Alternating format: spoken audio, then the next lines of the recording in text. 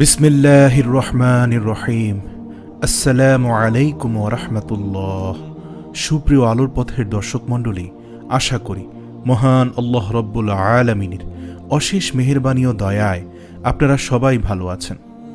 প্রিয় দর্শক, হাফিজ কারি আব্দুর রহিম আল মাদানী তার বক্তব্যে বলেন, গোটা দুনিয়ার মধ্যে যে অন্যায় অপরাধ হচ্ছে, এ সমস্ত অপরাধের জন্য আন্তর্জাতিক মানের গজব শুরু হয়েছে। একদিক থেকে শুরু হয়েছে করোনা ভাইরাস, আবার সে ভাইরাস দূর হতে না হতেই ইতিমধ্যে পৃথিবীর কয়েকটা দেশে পঙ্গপালের গজব শুরু হয়ে গেছে।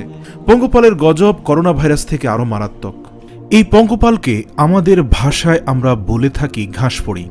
কোরআন এবং হাদিসের মধ্যে পাওয়া যায় ঘাসফড়িংয়ের মতো দেখতে এই পঙ্গপাল আল্লাহ তাআলার গজব হিসাবে দুনিয়াতে আরও অনেকবার তিনি পাঠিয়েছেন। করোনা ভাইরাস নতুন গজব, কিন্তু পঙ্গপাল অতি পুরনো একটি গজব। এটি যুগে যুগে অনেক নাফরমান ব্যক্তিদের শিক্ষা দেওয়ার জন্য আল্লাহ পাঠিয়েছেন বলে উল্লেখিত রয়েছে। স্বয়ং পবিত্র কোরআনেও পঙ্গপালের কথা আল্লাহ রব্বুল আলামিন উল্লেখ করেছেন। এই ঘাসফড়িং বা পঙ্গপাল আমাদের কিরূপ ক্ষতি করেছে তা ইতিমধ্যে আমরা বিভিন্ন মিডিয়ার খবরে পেয়েছি। ভারতে, পাকিস্তানে, একটি বিশেষ অংশে এবং আফ্রিকাতে ইতিমধ্যে সংকট শুরু হয়ে গেছে। তারা সেই সংকট মোকাবেলা করতে পারছে না। ঘাসফড়িং এত বেশি পরিমাণে বংশ বিস্তার করে এবং তারা সংখ্যায় এত বেশি হয় যে বিমান দিয়ে ঔষধ, বিষ এবং কীটনাশক ব্যবহার করার পরেও এদের দমন করা যাচ্ছে না। তারা মুহূর্তের মধ্যে হাজার হাজার একর জমি খেয়ে ফেলতে সক্ষম এবং লক্ষ লক্ষ একর জমির ফসল তারা নষ্ট করে দিচ্ছে। জাতিসংঘ থেকে বিবৃতি দেওয়া হয়েছে, আগামী জুন মাসের মধ্যে গোটা দুনিয়ার ভেতরে এই পঙ্গপালের গোষ্ঠীরা পৃথিবীর 100 ভাগের প্রায় 10 ভাগ খাদ্য তারা খেয়ে ফেলবে। বিভিন্ন পত্রিকার মধ্যে পাওয়া যায় এক সপ্তাহে তারা 35,000 মানুষের খাদ্য খেয়ে ফেলেছে। পৃথিবীর বিভিন্ন দেশে খাদ্য সংকট দেখা দেওয়ার সম্ভাবনা রয়েছে। 20 সালের শেষ দিকে কিংবা 21 সালের শুরুতে বাংলার সীমানার মধ্যে এই পঙ্গপাল হানা দিতে পারে। আল্লাহু আকবার। বিজ্ঞানীরা এমন ধারণাই করছেন।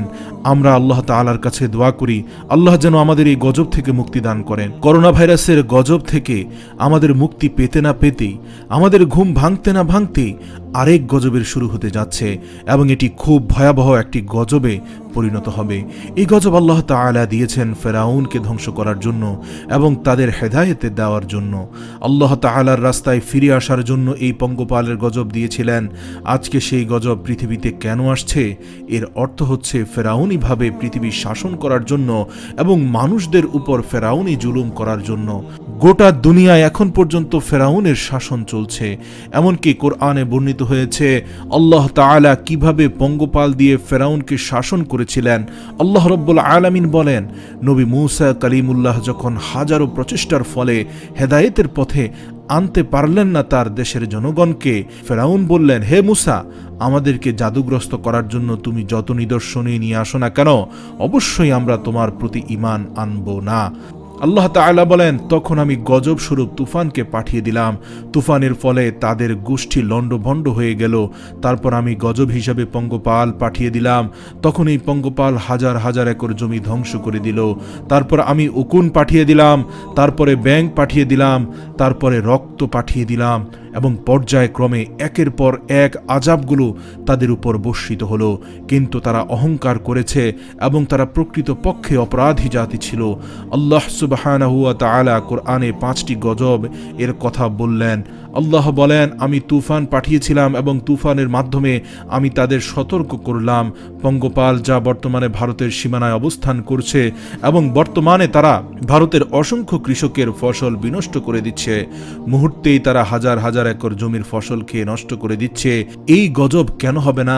ভারতের সীমানায় মুসলমানদের তারা যে পরিমাণে নির্যাতন করছে তাতে গোটা দুনিয়ার ইতিহাস সাক্ষী হয়ে আছে। মুসলমানদের মসজিদের মিনার থেকে আজানের মাইক ছুড়ে ফেলে দিয়ে গেরুয়া সম্প্রদায় দাঙ্গাবাজের পতাকা তারা উত্তোলন করেছে। অসংখ্য মুসলমানদের তারা হত্যা করেছে। এমনকি মুসলমানদের এলাকায় ঘর বাড়িগুলোতে আগুন জ্বালিয়ে মুসলমানদের পুড়িয়ে হত্যা করেছে। অসংখ্য মুসলমানদের তারা জবাই করে হত্যা করেছে। এমন জুলুম ও অত্যাচার সমসাময়িক বিশ্বে খুব কমই দেখা দিয়েছে এবং রাষ্ট্রপ্রধানরা হৃদয়হীন পশুর মতো আচরণ করছে। মুসলমানদের ব্যথা দেখে যে মুসলমানের কলিজা ব্যথিত হয় না, সে মুসলমান আর মুসলমান থাকে না। মুসলমানদের ব্যথায় আপনাকে ব্যথিত হতে হবে। সেই ভারতে আজ এই পঙ্গপালের আযাব শুরু হয়ে গেছে। তারা হাজার চেষ্টা করেও কোনোভাবে পরিস্থিতি নিয়ন্ত্রণে আনতে পারছে না এবং এটা সম্ভব নয়, কারণ এটি আল্লাহ তাআলার প্রেরিত গজব। তারা বলে উপর থেকে বিমান দিয়ে বিশেষভাবে স্প্রে করা হবে, কিন্তু তাতে কোনো কাজ হচ্ছে না, কারণ তারা ডিম পাড়ে মাটিতে এবং জুন মাসের মধ্যেই এদের সংখ্যা 500 গুণ বৃদ্ধি পাবে। ভারতের লোকেরা ধারণা করছে জলবায়ু পরিবর্তনের কারণে এটি হচ্ছে। কতটা মূর্খতার পরিচয় দিচ্ছে তারা। জলবায়ু পরিবর্তনের কারণে আদম সন্তানের খাবার ছিনিয়ে নিচ্ছে আরেকটা জানোয়ার প্রাণী এসে। এখনও তাদের ঘুম ভাঙেনি। তারা যেরকম নাফরমানি করেছে, এখন তাদের আল্লাহ তাআলার কাছে ক্ষমা চাওয়া ছাড়া আর কোনো উপায় নেই। আল্লাহ পাক বলেছেন, এগুলো আমি পাঠিয়ে দিয়েছিলাম ফেরাউনের উপর, কিন্তু আজকে সেই পঙ্গপাল আমাদের উপরে আল্লাহ পাঠিয়ে দিলেন। আল্লাহ তাআলা বলেন, এইসব আযাব যখন আমি ফেরাউনদের দিতাম, তখন তারা বলতো, হে মূসা, তোমার রবের কাছে দোয়া করো, তোমার রব যে ওয়াদা করেছেন তা যেন তিনি বাস্তবায়ন করেন। এর মানে এই আযাব এবং গজব যেন তোমার রব উঠিয়ে নেয়। এই গজবটা যদি আমাদের উপর থেকে উঠিয়ে নেয়, তাহলে অবশ্যই অবশ্যই আমরা তোমার প্রতি ঈমান আনায়ন করব। আল্লাহ তাআলা বলেন, আমি যখন এদের উপর থেকে আযাব উঠিয়ে নিতাম, তখন তারা মিথ্যা ওয়াদা করত। তারপর রক্ত গজব দিলাম। পানি পান করতে যায়, গ্লাসের মধ্যে দেখে পানি রক্ত হয়ে গেছে। বিছানায় শুতে যায়, সেখানে দেখে রক্ত। খাবার প্লেটে রক্ত। যে হাঁড়ির মধ্যে রান্না করা হয়, গিয়ে দেখে সেটার মধ্যে রক্ত। কোথাও শান্তি নেই। তারপর ব্যাঙ পাঠিয়ে দিলাম। যেখানে শুতে যায় সেখানে ব্যাঙ, বালিশের নিচে ব্যাঙ, উপরে ব্যাঙ। একটু চিন্তা করে দেখেন, আপনি ঘুমোতে গিয়েছেন, বিছানার চাদর টান দিয়ে দেখেন পুরো বিছানা জুড়ে শুধু ব্যাঙ আর ব্যাঙ। ব্যাঙের জ্বালায় ঘর থেকে বের হয়ে গিয়েছেন, কিন্তু বাইরে উঠানে গিয়ে দেখেন উঠান জুড়ে শুধু ব্যাঙ। তখন আপনি কোথায় যাবেন? এটা তো আল্লাহ তাআলার গজব। সকল প্রকার আযাব গজব থেকে বাঁচতে হলে শুধুমাত্র আল্লাহ তাআলার সাহায্য চাইতে হবে। তো তারা মূসা আলাইহিস সালামকে বলল, যদি আমাদের উপর থেকে গজব উঠিয়ে নেওয়া হয়, তাহলে আমরা তোমার প্রতি ঈমান আনায়ন করব এবং বনী ইসরাইলদের তোমার কাছে পাঠিয়ে দেব। ফেরাউনের দলবাহিনী ইসরায়েলের লোকদের তখন আটক করে রেখেছিল। আল্লাহ তাআলা বললেন, এরপর যখন তাদের উপর থেকে সুনির্দিষ্ট সময়ের জন্য গজব উঠিয়ে নেওয়া হলো, তখন তারা আমার এবং আমার মূসার সাথে কৃত ওয়াদা লঙ্ঘন করল। আল্লাহ বলেন, আমি প্রতিবার তাদের উপর ভিন্ন আযাব প্রেরণ করলাম এবং প্রতিবার তারা মূসার কাছে আসলো, আমি ক্ষমা করে দিলাম, কিন্তু সর্বশেষ ওয়াদাটিও তারা ভঙ্গ করতে লাগলো। এরপর আল্লাহ রাব্বুল আলামিন বলেন, আমি প্রতিশোধ গ্রহণ করলাম এবং এই সমস্ত মানুষদের আমি পানির মধ্যে ডুবিয়ে মারলাম, কারণ আমি নিদর্শন পাঠানোর পরেও তারা আমার নিদর্শনকে অস্বীকার করেছে। সুপ্রিয় দর্শক, এই আয়াত থেকে আমরা একটি মেসেজ গ্রহণ করতে পারি। এই যে পঙ্গপাল, করোনা সহ আরও নানান ধরনের গজব নাজিল হচ্ছে, এগুলো আমাদের জন্য রেড অ্যালার্ট, যা আল্লাহ তাআলার পক্ষ থেকে জারি করা হয়েছে। এখনও সময় আছে। আমরা যদি আল্লাহ তাআলার দাসত্বের সামনে মাথা নত করি এবং আল্লাহ পাকের হুকুমের সামনে নিজের জীবনটাকে সঁপে দিতে পারি, তবে একমাত্র আল্লাহ তাআলাই পারেন আমাদের এই গজব থেকে উদ্ধার করতে। আল্লাহ পাক আমাদের সকলকে এই আযাব গজব থেকে রক্ষা করুন। এজন্য আমাদের সকলকে সতর্ক থাকতে হবে। সতর্ক হবার এক নম্বর কাজ হচ্ছে, বিজ্ঞানীরা যে পরামর্শ দিয়েছে সে পরামর্শগুলো আমাদের মেনে চলতে হবে এবং পরিষ্কার পরিচ্ছন্ন থাকতে হবে। পরিষ্কার পরিচ্ছন্নতার ক্ষেত্রে সর্বোত্তম হলো রাসূল সাল্লাল্লাহু আলাইহি ওয়াসাল্লামের সুন্নাহ। উত্তম পন্থা হলো সর্বদা ওযু অবস্থায় থাকা। এর থেকে উত্তম পন্থা আর হতে পারে না। দ্বিতীয় কাজ হলো 5 ওয়াক্ত নামাজ সঠিক সময় আদায় করা। কোনো এক বিশেষজ্ঞ আলেম বর্তমান সময়ের জন্য বলেছেন, পুরুষরা সুন্নত নামাজগুলো ঘরে পড়বে, অর্থাৎ ফরজ নামাজের আগে ও পরে যে সমস্ত নামাজ আছে সেগুলো পুরুষরা ঘরে পড়বে। ফরজ নামাজ মসজিদে গিয়ে আদায় করবে এবং সাথে সাথে চলে আসবে এবং মসজিদে লম্বা সময় অতিবাহিত করবে না, কারণ হাদিস দ্বারা এটা প্রমাণিত হয় যে বিপদ ও মহামারীর সময় নামাজের কেরাত শর্ট করার নির্দেশ দিয়েছেন স্বয়ং রাসূলুল্লাহ সাল্লাল্লাহু আলাইহি আলাইহি ওয়াসাল্লাম, ইসলামের চেয়ে সতর্ক ধর্ম পৃথিবীতে আর নেই।